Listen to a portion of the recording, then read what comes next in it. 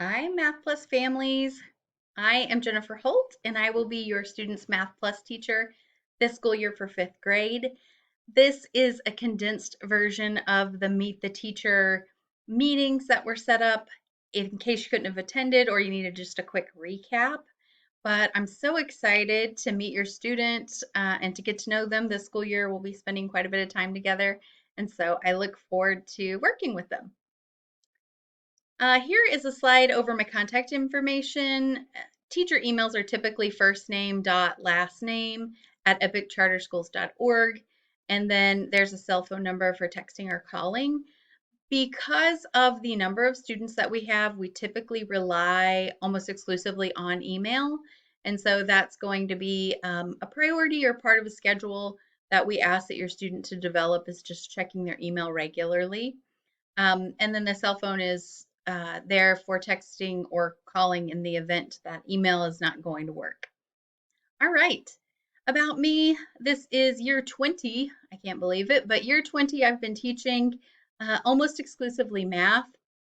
I taught fifth grade math and science in Oklahoma and Texas, and I'm certified in intermediate mathematics through Algebra 2, but I've primarily taught upper elementary. And I was a one-on-one roster teacher with Epic for 4 years before coming over to the Math Plus team. So I kind of get how all that works on that side. And I'm just so excited to be the fifth grade Math Plus teacher for your student. My husband Mike and I, we have two daughters. Abby is 14 and Riley is 26, and they keep us very busy. We also have a golden doodle named Phoebe Quinn. There she is, and she really is terrified of walking across bridges for some odd reason. And so I'm carrying her there. Um, as a family, we like to fish, we travel, and OU football, Boomer Sooner, even though Riley has graduated from OSU. We're still huge Sooner fans. I love to cook and hang out with my family and garden. And so that's just a little bit about me and my family. Um, let's talk about fifth grade Math Plus. I know this is the first year for your student to do Math Plus. The third and fourth grade options are available starting this year, but they weren't available last year. So I know this is brand new. Um, Basically, fifth grade Math Plus is where your student comes to live Zoom classes 2 days per week. And then on the days that they're not in Zoom classes, they're doing prep work and notes and working in their curriculum. And the prep work and notes are done ahead of time. It's a flipped classroom. So they do the learning piece on their own, and then they come to class. We practice, we troubleshoot any misconceptions, and we just kind of solidify whatever that skill is. Office hours and tutoring are always available for extra help. And then we have class sizes limited to only 15 to 20 students, depending on grade level. So it's an awesome program. We see amazing results with students who take Math Plus. We're so excited you're here. All right, so what is expected of Math Plus students? The key is to watch your prep and do your prep before your class time. There are incentives to doing that, but the prep just comes in the form of Edpuzzle videos where questions are built into the videos that they have to answer for a grade. And then there's guided notes that they follow along with and turn in after the prep. Um, the they will complete all the assignments in Schoology and everything is housed in Schoology, but their core curriculum for Math Plus is called Alex. It is a different application in Clever, not available to your student yet, and probably won't be available until about week 4. So we're just kind of easing into it. So they'll complete Alex through that McGraw-Hill app. You'll see that in their Clever soon. But they'll attend and participate in all required classes. That is a part of doing Math Plus. They have to come to class. So we find that it's super helpful. The more teacher contact students have, it seems like the better they do because they have a chance to ask questions. The Math Plus calendar is going to be linked in this email as well. The Math Plus calendar is very similar to the regular Epic calendar. There are a few exceptions, so you might bookmark this. We'll send emails and newsletters out too in case there's a holiday or something like that. So again, this is just a key place to look. All right, let's talk about what a typical week looks like because I know this can be a little bit confusing. So I want to take a moment to tell you there are two categories of students. So the first is to identify, is my student a Tuesday, Thursday student, or are they a Monday, Wednesday student. Okay, so if they're a Tuesday, Thursday student, they're kind of following this schedule up here at the top. So on Monday, they're going to do prep videos and take their guided notes, work in Alex. So they're not really meeting with the teacher on Monday. Tuesday, they come to their live class. We do practice in class. Any of the lesson A or A day in class stuff is due on this day. And again, working on Alex. And then on Wednesday, no class, but they're going to do their B day prep videos to prepare for Thursday's live class and complete their assignments for their B day in class. And then by Friday, Friday has no classes except for office hours, or if you need Alex help, that'll be available to your student.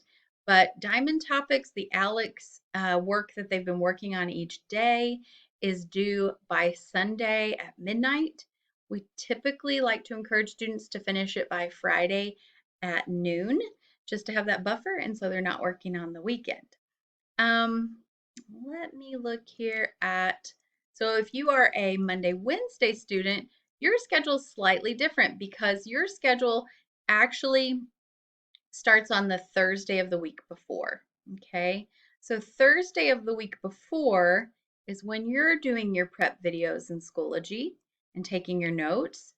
And then on Monday, you have class. The reason for that is if you have like a Monday morning class, you're not going to want to get up super early and really retain all the information from the prep.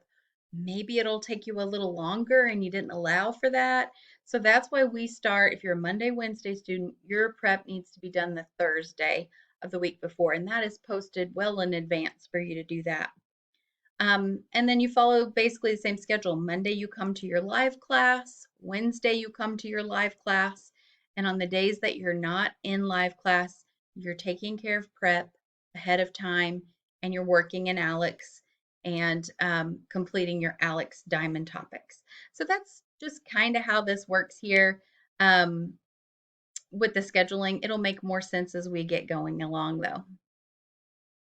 Here's that schedule just in a different format, and I will include this in newsletters and that type of thing, but it's just laid out slightly differently. Again, if you're a Monday, Wednesday student, your prep starts the Thursday of the week before, and so on. All right, in-class meetings. There are different apps for these in-class meetings, and